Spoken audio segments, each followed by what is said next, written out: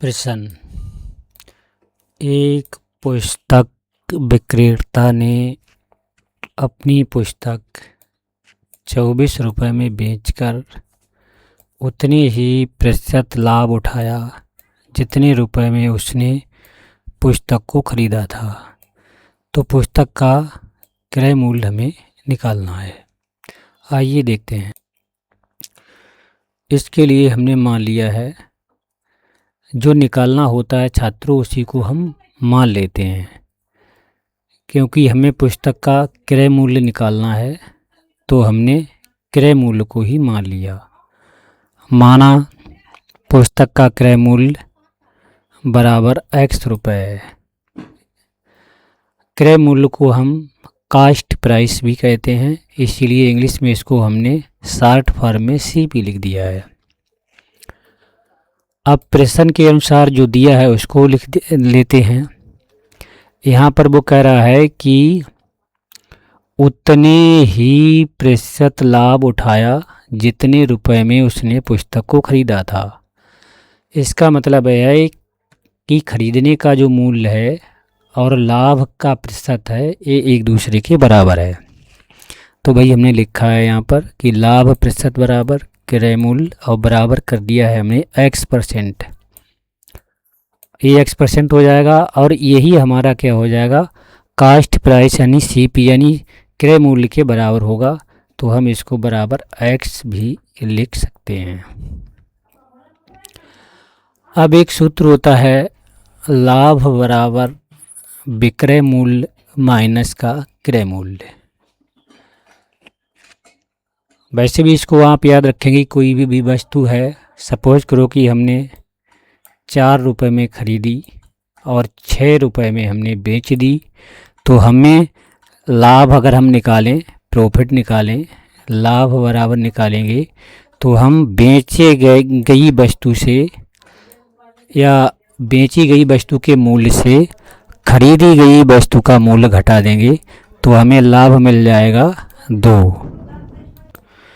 तो इस प्रकार जो हमारा सूत्र क्या हो जाएगा, प्रॉफिट का यानी लाभ का क्या हो जाएगा, लाभ बराबर हो जाएगा विक्रय मूल्य माइनस क्रय मूल्य। ये जो P है इसको लिखते हैं लाभ, इसको लाभ कहते हैं छात्रों, इंग्लिश में इसको प्रॉफिट कहते हैं। तो लाभ अगर निकालेंगे तो 2 निकल कर आएगा, क्योंकि हमने वस्तु को 4 रुपये में ख़रीदा था, 6 रुपये में बेचा था, तो बेचने वाले मूल्य से खरीदने वाला मूल्य घटा देंगे तो लाभ हमें 2 मिल जाएगा। तो यही लाभ का सूत्र होता है, लाभ बराबर होता है विक्रय मूल्य माइनस क्रय मूल्य। और छात्रों यहाँ पे कह रहा है 24 रुपये में बेचकर, यानी बेचने का मूल्य है 24 रुपये, तो ये विक्रय मूल्य हमारा कितना हो जाएगा 24, और क्रय मूल्य हमने x मान लिया तो 24 माइनस x हो जाएगा हमारा, है ना। तो लाभ हमने निकाल लिया, यहाँ से लाभ बराबर हमने निकाल लिया है 24 माइनस x रुपये हमारा लाभ हो जाएगा। अब एक और सूत्र होता है छात्रों, लाभ प्रतिशत बराबर होता है लाभ बटे क्रय मूल्य गुणे 100। इसको ऐसे भी लिख सकते हैं छात्रों, लाभ प्रतिशत बराबर होता है लाभ गुणे होता रखते हैं यहाँ पे 100, और बटे का आ जाता है हमारा क्रय मूल्य, क्रय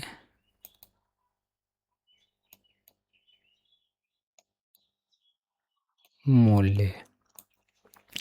तो ये जो सूत्र है छात्रों, इसी को हमने यहाँ पे लिखा है, प्रतिशत लाभ बराबर लाभ बटे क्रय मूल्य गुणे 100। इसको ऐसा भी लिख सकते हैं या इसको ऐसा भी लिख सकते हैं, जो यहाँ लिखा है यही यहाँ पे लिखा है। अगर यहाँ समझ में ना आए तो हमने इधर फिर से लिख दिया है लाभ प्रतिशत बराबर लाभ गुणे 100 बटे क्रय मूल्य। अब जो मान दिए हैं सब रख देंगे। भाई हमारा प्रतिशत लाभ है, ये क्रय मूल्य के बराबर है, तो ये हमारा x हो जाएगा। तो हमने लिख दिया है यहाँ पे x बराबर लाभ हमारा कितना है, लाभ हमारा है 24 माइनस एक्स, ये लिख देंगे यहाँ पे 24 माइनस एक्स, और गुणे में 100 है तो 100 लिख देंगे, और बटे में है क्रय मूल्य, क्रय मूल्य भी हमारा x है तो यहाँ पर भी x लिख देंगे, इसके बटे 1 लिखेंगे और तिरछी वाली गुणा कर देंगे। x की x से गुणा करेंगे तो हमें x स्क्वायर मिलेगा, और ये 24 माइनस एक्स की 100 से गुणा करेंगे तो हमें ये वाला मिल जाएगा। ये हमने ओपन करके दिखा दिया, जब यहाँ पे तिरछी गुणा करेंगे तो हमें ये मिल जाएगा, एक्स एक्स गुणा करेंगे तो एक्स स्क्वायर मिल जाएगा बराबर ये 100 इधर लिख लिया 24 माइनस एक्स, जब इसके अंदर गुणा करेंगे तो हमें एक्स स्क्वायर ऐसा ही रहेगा, 100 24 गुणा करेंगे तो 2400 आ जाएगा माइनस 100 एक्स आ जाएगा।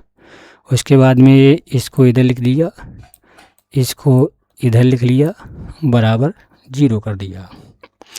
ये एक द्विघात समीकरण है, इसको हल किया तो हमें ये प्राप्त हुआ x प्लस 120 x माइनस 120।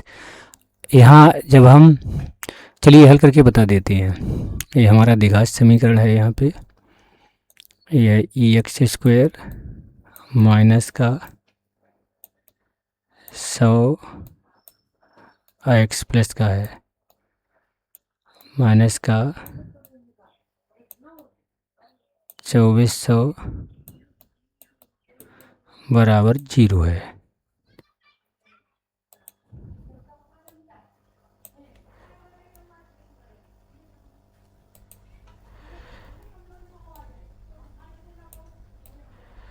सौ आएगा यहाँ पे। अब हम यहाँ पर क्या करेंगे, 2400 के ऐसे 2 टुकड़े करेंगे जिनका घटाना 100 आए, तो वो टुकड़े हमारे बनेंगे यहाँ पे एक्स स्क्वायर प्लस टुकड़े हमारे बनेंगे 120 माइनस का 20 इंटू एक्स प्लस का 2400 बराबर 0। इस 100 को तोड़ लिया हमने, यहाँ पे जो 100 है इसको तोड़ लिया है 120 माइनस 20 में 120 से 20 घटाएंगे 100 मिल जाएगा, एक्स इधर लिख लिया, इसकी अंदर गुणा कर दीजिए तो हमें मिलेगा यहाँ पे प्लस 120, इधर एक्स से भी गुणा होगी तो एक्स आ जाएगा माइनस का आ जाएगा यहाँ पर 20, इधर से एक्स आ जाएगा प्लस का 2400 2400 बराबर 0 प्राप्त हो जाएगा। अब कॉमन ले लें छात्रों, इतने में कॉमन और इधर इतने में कॉमन ले लेंगे, तो चलिए यहाँ x कॉमन हो जाएगा, ले लिया हमने x कॉमन, एक x कॉमन गया तो एक्स स्क्वायर है तो एक x अंदर बचेगा प्लस का x कॉमन गया यहाँ पे 120 बचेगा, यहाँ पे माइनस 20 कॉमन रहेगा तो माइनस 20 कॉमन ले लिया तो यहाँ पे x बचेगा, माइनस कॉमन ले लिया तो ये वाला चिन्ह जो है वो बदल जाना चाहिए, कुछ गड़बड़ हुआ है छात्रों, ये माइनस का था तो यहाँ माइनस रहेगा।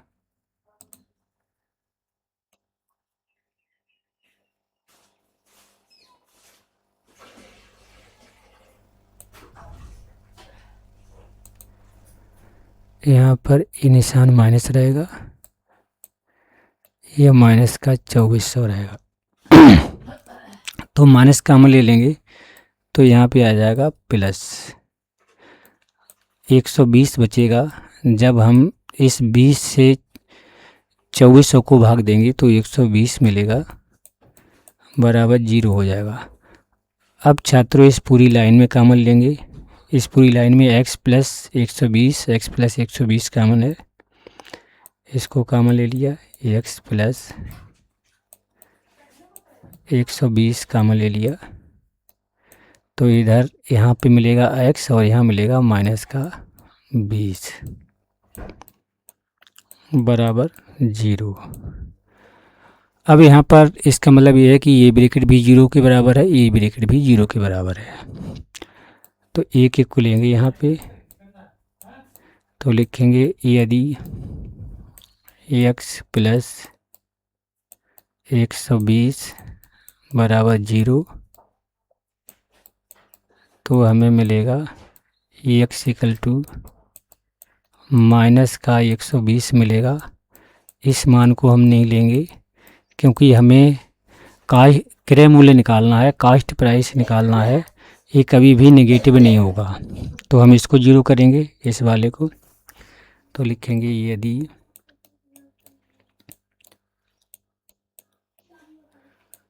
x माइनस 20 बराबर 0, तो हमें प्राप्त होगा x बराबर 20। यही आपका आंसर हो जाएगा, x बराबर 20। x को हमने माना था क्रय मूल्य, क्योंकि ये माइनस का है, 0 हो जाएगा, प्लस का हो जाएगा। यही छात्रों हमने यहाँ पे डायरेक्ट निकाला था। यहाँ जब इसको हल करेंगे, इस द्विघात समीकरण को ऐसे हल करेंगे, तो फाइनली हमें ये प्राप्त हो जाएगा। ये हमने डायरेक्ट लिखा था यहाँ पे।